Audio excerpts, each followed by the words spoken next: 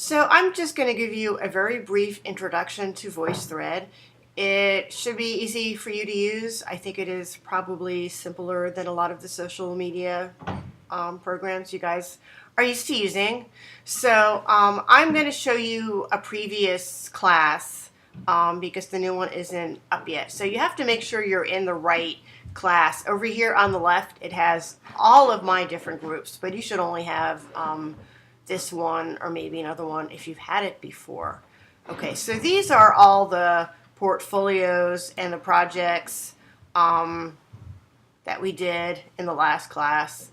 And this is what your VoiceThread portfolio will look like when you're done. You're just going to make one single VoiceThread, and then you're going to keep adding to it every week with the new projects. So this is what hers look like at the very end of the semester. You can see the comments over here on the left-hand side, and you can play through it down here.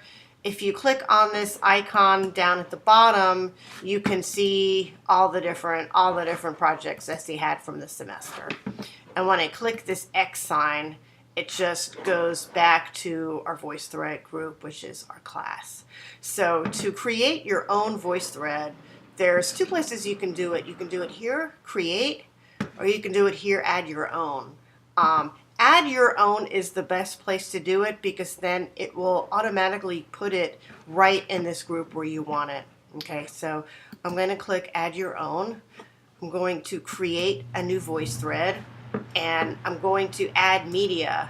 So you can do my computer, which is what you're going to be doing. You just choose a file.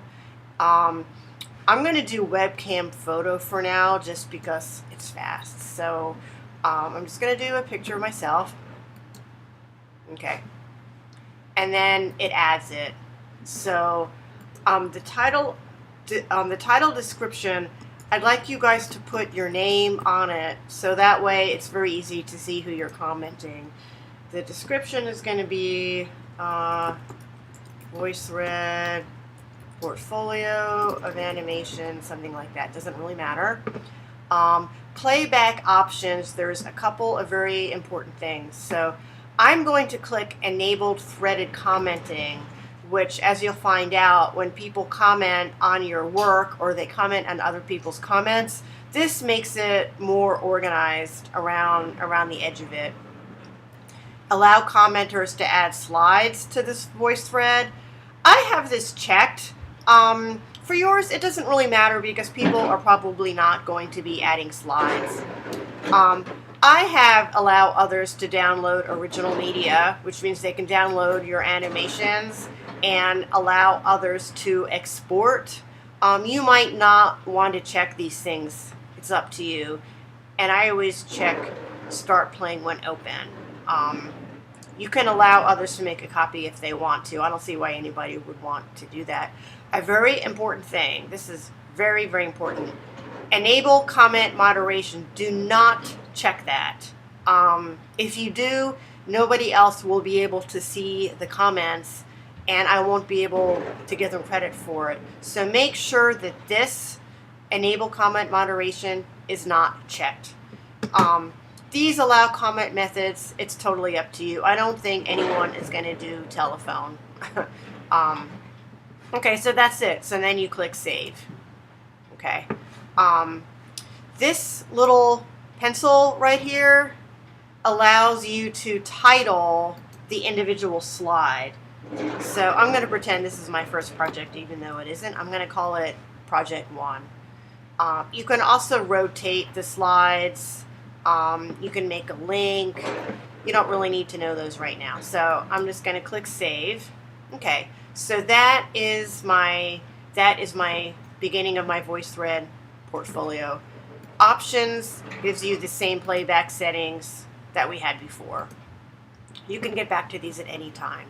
So you are going to be adding slides throughout the semester. You're only going to have this one single VoiceThread. So I'm just going to do this again.